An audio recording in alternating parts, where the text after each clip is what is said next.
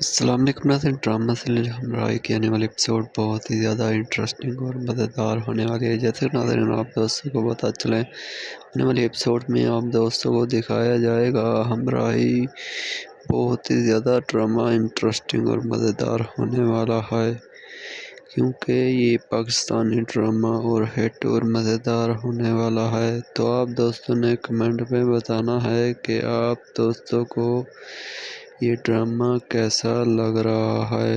इनकी चंद एपिसोड आए हुए हैं।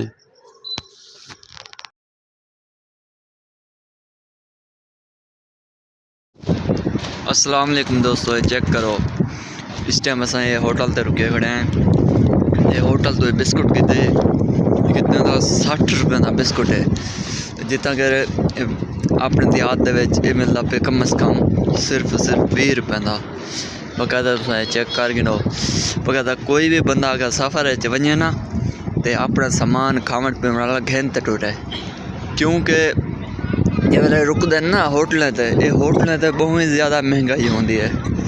बकायदा तुसा देख गिनो, इन टाइम खड़े हैं, सुबह 9 का टाइम है। चेक करो। बाकी एक चीज़ का ध्यान करे, कई जैसे खावनी पीवनी है अपनी घेन के नाल टुरना है।